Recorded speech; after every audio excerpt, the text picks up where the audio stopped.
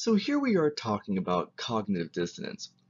This theory comes to us from psychology, but we use it in persuasion here in communication studies because it helps us understand those times when people say that they believe in something, but their behavior doesn't match up, which itself creates a moment for persuasion. The bottom line of this theory is, does what I say match what I do? And if we can show somebody that what they say they believe in is not consistent with their actions, then we may be able to persuade them to change their behaviors to match with what they believe in, or even to show them that based on their actions, they don't really believe in what they say they do, and get them to reorient themselves around some other ideas, right? So that's what this theory is about.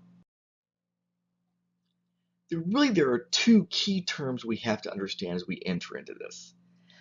So the theory is called cognitive dissonance, but we need to know what consonance is because dissonance is the absence of consonance. Consonance is consistency. And so a person experiences consonance when their beliefs, their attitudes, their behaviors are all consistent with each other. And so if a person says that they believe in taking care of the environment and making environmentally responsible choices, if that's what they're saying, then they need to be engaged in actions that look like that. Maybe it's driving fuel-efficient vehicles. It's recycling. It's so the whole reduce, reuse, recycle sort of thing. They're trying to limit their consumption, keep their waste to a minimum, etc. If they're doing that and they've said they believe in taking care of the environment, then their thoughts and their actions are consonant. They're experiencing consonance. Happy face. They're glad. But the other side of this, the absence of consonance, is dissonance, as in cognitive dissonance. So this is when a person says they believe in something, but their behaviors do not represent that, right? So they're dissonant. So if I say that I'm trying to cut down on my expenses, I'm trying to save more money, which I'm always trying to do, and I go to the drive-thru at McDonald's and I get lunch there, and I know that really that's not, I mean, drive-thrus are sort of a waste of money, eating from home is cheaper. That is dissonance. I have a sad face because there are things I say I believe in, but my behaviors are not matching up with it. So in persuasion, this is very important because if we can help a person see their dissonance, we may lead them to change their behavior. So if a person of a certain age says, who is a smoker, says that one of their great fears is becoming a burden to their family, if we can show them how their smoking increases health risks that then would cause them to more likely to become a burden to their family, we may get them to stop smoking by showing them how their behaviors are not aligning with what they say is important to them. Or if they say that their own child's health is of vital importance to them and they are a smoker, we can show them not only how smoking is bad for their child, but that the children of smokers are considerably more likely to start smoking. And by showing them how what they say their stated beliefs are and their actions, how they don't match up, we might get them to change their actions, or I might get them to stop smoking. So it's not that really all dissonance is equal. What's important is the magnitude of a person's dissonance, right? What's the magnitude of the dissonance? And so when I talked about, for instance, going to the drive-thru at McDonald's, which is not the best way to really sort of keep expenses down going through a drive-thru. When I go through a drive-thru at McDonald's, I get a cheeseburger and a large Coke with light ice. That's what I'm doing. The whole thing is less than $3. So no, this is not as cost effective as a soda out of my refrigerator and a sandwich I can make at home. But it's not a really sort of severe violation of the goal, right? As opposed to if I said, I don't want to eat from home today, so instead I'm going to go to the nicest restaurant in town and have a steak, or have a filet mignon and a lobster tail. See, that would be a pretty big violation of this rule of trying to cut down on expenses, so it'd be greater magnitude, therefore greater dissonance. So it's not that all dissonance is equal, it's about the magnitude. And three factors affect the magnitude of dissonance. The first is importance. The thing that I'm not doing that I said I was going to do, how important is it to me? So let me switch from talking about my budget to talking about a sad part of my diet, which is to say my consumption of soda. I drink more soda than I should. It's embarrassing. It feels childish, but it's what it is. I've got a sweet tooth. I like the bubbles. I don't know what to tell you. I drink too much soda. Well, I also care about my health. I'm concerned about my health. Short term, long term, my health matters to me. Me and both my parents have had cancer. Maybe that's part of it. I don't know. But my health matters to me. I recognize that drinking soda is not supportive of a healthy lifestyle choice. So, how much dissonance I feel is going to be affected by how important is my health to me. And my health is pretty important to me. But because my health hasn't been bad, maybe it's not as important to me as other things. It doesn't seem as urgent, right? But I will feel more dissonance. The magnitude will be greater. The more important health is to me, every time I drink a soda, I'm going to feel bad about it because as health is more important to me, each soda is going to make me feel worse about myself and my decision. I'm going to experience more cognitive dissonance. Second factor is the ratio. So when I choose to drink a soda, there are reasons why I think we want to think of the scale, right? On one side of the scale, and this is a balancing scale, right? On one side of the scale are the reasons why I think I should not drink soda. Weight gain, risk of diabetes, increased risk of esophageal cancer, right? That's in the negative column, weighing very heavily down. So why am I drinking Pepsi? Well, for starters, I think it's yummy. Okay, we're gonna put that in the plus column. But in that scale, one side's pretty low, right? All the bad seems pretty bad, and the good is just, it's yummy. That's all I've got going for me. The ratio is so far off, it's a greater magnitude of dissonance. But if I had more good reasons, I say it's really yummy, it settles my stomach, right? It is actually more cost effective than, say, alcoholic beverages when I'm out with friends and I have a drink. If I have a soda as opposed to a beer, which I don't actually like beer, but whatever, right? If I'm having a soda as opposed to a cocktail, it's cheaper that way. Oh, well, then suddenly, in that instance, that choice starts weighing out a little bit better against these other things. The ratio is not as bad, right? There's more reason to do it than there were before, so the magnitude is not so bad, right? The dissonance is not as severe. And last, this notion of cognitive overlap. So cognitive overlap, you want to think about how ideas, sort of like a Venn diagram, right? How much do ideas overlap with each other? And the principle here is that the less overlap you have, the greater the dissonance you're experiencing, right?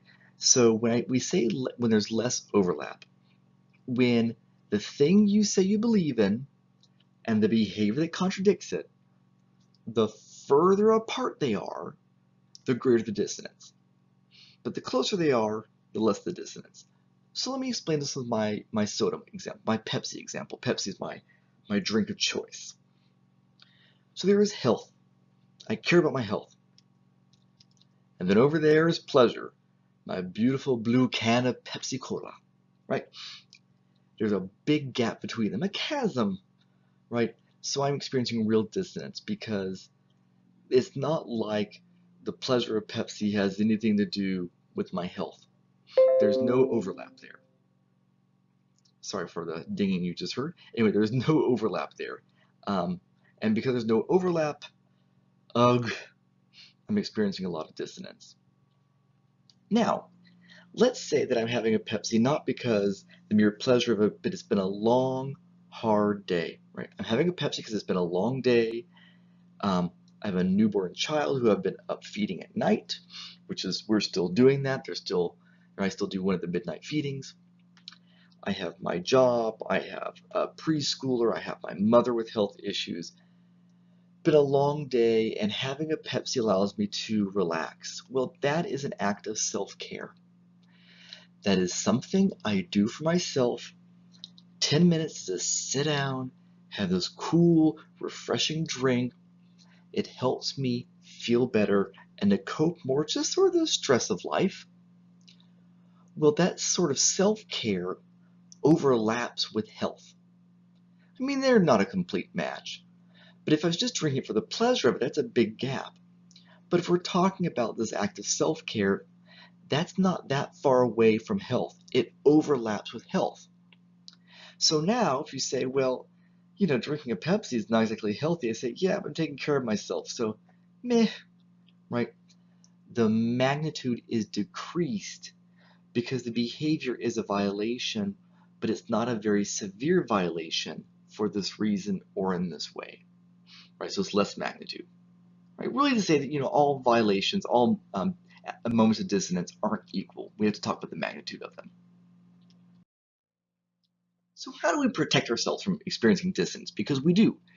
Dissonance makes us feel uncomfortable. We protect ourselves from being uncomfortable. How do we do that? Well, we preserve consonance, right? That's really what cognitive dissonance is about, us not being in consonance, which is what we want to have. So we preserve consonance through selective, and there's 4 things here. Selective exposure is one of them. We preserve our consonant through selective exposure. If I don't want to feel bad about the Pepsi I drink, I'm not going to click on an article on my Facebook feed that says 8 reasons why Pepsi is slowly killing you, or why soda's bad for you. Nope, no thank you, nice try, right? I'm going to selectively not expose myself to things they're going to take away, or they're going to create dissonance, they're going to take away from my consonance.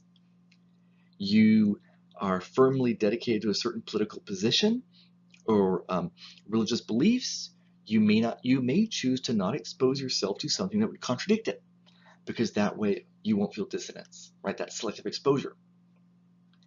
Selective attention is we're exposed to something, but we choose not to think about it much, not to pay much attention to it. We hear they say, but we don't process it much, right? It's just not much attention. This is really like that elaboration likelihood model. We just don't take the time to really process the information. So not much attention paid to it. It may be that we selectively interpret the information, right? So we've been exposed to it, we paid some attention to it, right? Now, how are we interpreting it? So if you tell me that people who drink more soda are at greater risk of esophageal cancer, and the research does support that, if you're like me and it's nagging at you, so you go and you look it up, you say, oh, well, that's for people who are drinking more soda than I am. So now I'm interpreting the information differently. Or because the research connects soda consumption to esophageal cancer, saying this because of gastric reflux, right? The acid from your stomach sort of squirting up into your esophagus. That leads to esophageal cancer, or contributes to, doesn't lead to, but it contributes to, makes it more likely you get esophageal cancer. I can say, well, that's then for people who have those sorts of problems that I don't believe I have. So again, no worries, and I'll have another Pepsi, right? A selective interpretation. And last is selective retention. I just won't remember the thing you said. Not necessarily willfully, but my mind is protecting myself. I had a student one time who did an experiment where she read 5 facts in support of stem cell research, 5 facts sort of critiquing or attacking stem cell research, and then 5 general health statistics. And she read all these to a room of people and gave them a survey then, asking them to recall the information. What did they remember of the facts that she had read off? And depending upon a person's position on stem cell research, right, that position depicted whether or not they would remember, if they actually retained what they heard, right? So they were for stem cell research, they didn't remember the information that critiqued stem cell research, and vice versa, right? So it's selective retention. That's part of how we protect ourselves. Now, there are other times that our dissonance is heightened, and it's this instance of what we call post-decision dissonance. Sometimes called post-decisional dissonance, but I don't like that name, so I go with a group of people that calls it post-decision dissonance. Post-decision dissonance is best summed up by the term buyer's remorse. You heard of that? Right? Buyer's remorse. You go, you buy something, you get it home, and you slap your forehead.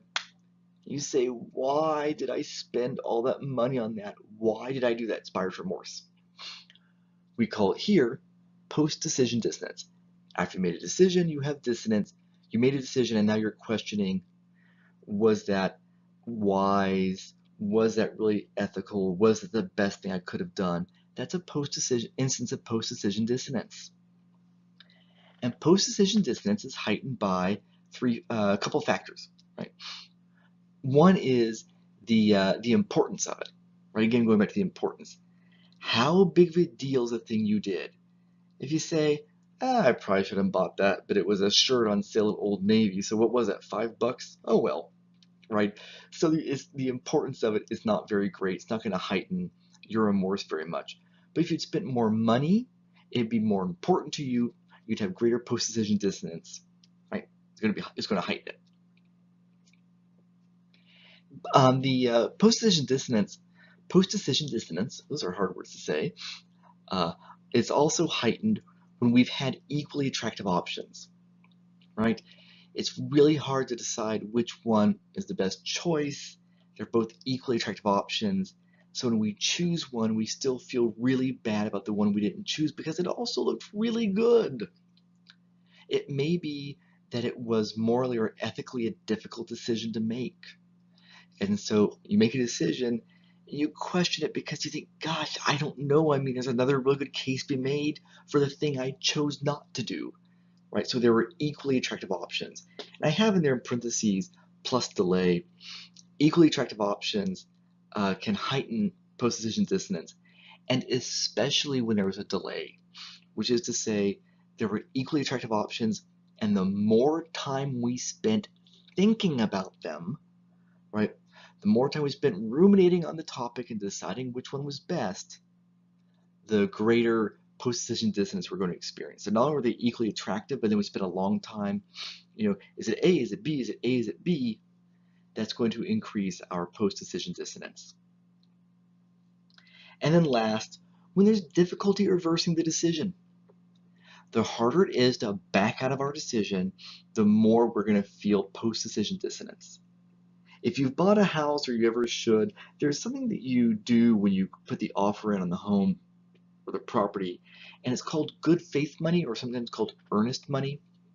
This is not a down payment, but it's money you give to tell the person, take the house off the market, or the property off the market, don't accept any more offers because I'm buying it. That money is usually $1,000, $2,000, maybe $3,000. And if you back out of the deal for no good reason, you lose your money. You kiss that goodbye. So when I bought or put the offer in to buy the house that actually I'm sitting in right now, I wrote a check, and the next morning I woke up and I thought, oh my gosh, what have I done? Right? It was that post-decision dissonance that caused by the fact that it was a difficult decision to reverse. I had given money, I think $1,500, and if I backed out of the deal, I was going to lose $1,500, right? So therefore, I had greater post-decision dissonance. And any post-decision dissonance, but when these are heightened, then we have a greater need for reassurance. So you buy a car, and the next day you think, oh my gosh, right? Because remember, when you buy a car, there's a sign that says, as is, all sales final, right? So you bought the car and think, oh my gosh, what was I thinking? This is when you go and you ask your friends, I mean, it is a great car, right? Don't you think? Right? You're needing reassurance to feel better about a decision you can't back out of, that was big, right? So you use post-decision dissonance. This is you made a decision, you're questioning it. So now, after the fact, you're going and doing a Google search to see if you made the right choice, right? We have a greater need for reassurance because of our heightened post-decision dissonance. Now we're moving on to talking about minimal justification, and I have to tell you, this is like the neatest, coolest part of the theory. The book talks about Festinger, and I have some links for you about Festinger's experiment. You've got to look at it. It won't make sense unless you watch it. And what he's talking about, Festinger, is talking about is minimal justification. Specifically, minimal justification for action induces a shift in attitude. And the focus here is on minimal justification. When you do something that is not consistent with your, you say a behavior, right? You do something and it's not consistent with your attitudes or beliefs, and you didn't have a good reason to do it, right? Why did you do that? You look down shame-faced. I don't know, I don't have any good reason. That's when you feel really bad, right? Okay. Well, this is saying when we don't have a good reason to have done something, but we did it, we're more likely then to actually change our attitude, right? Minimal justification for action induces a shift in attitude. So why is this so exciting? Typically, this is what we say. An attitude predicts behavior, right? I mean, we've talked about this already in this class. Attitudes often are predictive of behavior. If you think something is important or something is bad, that means you're likely to do it, or if you think it's bad, to not do it, right? If you say volunteering is so important and vital to the functioning of our society, chances are you're going to be volunteering. That attitude is predictive of a behavior. But this is saying that that may not always be true, because if you engage in a behavior that you have no good excuse for, you will, after the fact, change your attitude to justify your behavior. I offer an example for you, a hypothetical. So let's say that you are free and single, right, swinging free, and you're in class, and you have said before you would never date anybody who is blank, of a certain political affiliation, of a certain religious affiliation, but you just will never date anybody different from you in that way, right? And you're sitting in class, and you see this person, and hubba hubba, right? And you find out that they violate that rule of yours, of the political party, the religious sensibility that you disagree with. But they're just so cute. They're just so hot. Next thing you know, your tongue's in their mouth, right? So good makeout session later, you made out with a person who is in the category of people you said you would never ever be with. Maybe, I mean, I said date, maybe we're being splitting hairs there, right? And your best friend says to you, but you said you would never be with anybody who blank. And there you were last night making out with them. And you say, oh, really, you can't be too hardline about these things, or it's not that big of a deal, right? Here you're changing your attitude. It's not that big of a deal to date somebody who doesn't share your political beliefs. I mean, it's just politics. Why was that going to get in the way of love, right? We engage in a behavior that we have minimal justification for, and so because of that, we changed our attitude. Attitude didn't predict behavior. Behavior changed an attitude. That's fascinating. Really interesting. Okay, moving on. But really, I mean, come on, big stuff. Watch that Festinger video, at least one of them. It's hugely important. I'm going to close by talking about the necessary conditions of cognitive dissonance. As I say, some terms and exclusions apply. Right? That's when you see like an ad or a commercial and tells you there's some deal, but then some terms or exclusions apply. Well, sometimes we'll engage in a behavior that should create cognitive dissonance because it conflicts with our beliefs or attitudes, but it does not create dissonance. Well, why? Well, because there have to be certain conditions. There's two really that we need to talk about. So you only experience cognitive dissonance if you had freedom of choice. If you did not feel like you had a choice, you were forced to do something that was inconsistent with your beliefs, you're not going to feel so bad about violating it. If you felt you didn't have freedom of choice, you had no choice in the matter, you're not going to feel so bad about it, right? So if you were held hostage, God forbid, right? But people sometimes are held hostage and are forced to sign these statements, denouncing their government, denouncing or renouncing their family. They might feel bad about it, but perhaps not very much or at all, because it was that they either said that or signed that document, or it was their life. They didn't have any freedom of choice. So if a person doesn't feel like they have freedom of choice, then they're not going to feel so bad about the thing they did that's not consistent with their behaviors, because, I had to do it. Or they didn't have freedom of choice.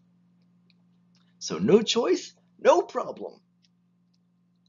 Second, if a person felt it won't, or they'll right, they won't, or they will experience cognitive dissonance, right? If they have insufficient external justification. But if they have some good external justification, then good reason, No problem. I mean, the book uses the example of being nice to somebody you don't like, which I think is sort of a fun example to use, right?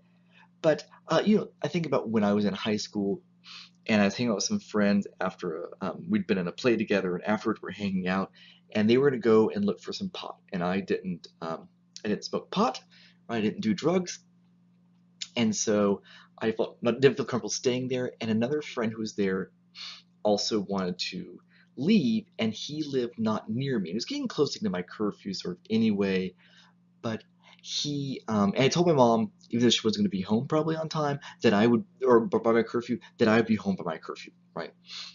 And Adam, my friend Adam, actually was his name, he didn't feel comfortable being there, but he didn't live all that near me, but he wanted to get out of there. And so I thought, well, I have this sort of, honor code with my mother. I will be home for my curfew. I'm going to break that. But I have a good external justification, and it's to help a friend get out of a situation where he doesn't feel comfortable. So there's good external justification, right? But if I was doing it just because, I just wanted to hang out with my homies, well, that's not necessarily good external justification. Well, maybe it could be, but right, the idea is that I will only feel guilty if it was just because I was flouting the rule. That's not a good reason. But getting a friend home safely who didn't feel comfortable, that's good external justification. So if you have a good reason, you won't feel so bad about breaking your rule. But if you're breaking it just to break it, you're going to feel worse about it. So that's an overview of cognitive dissonance. Read the chapter and see if that helps.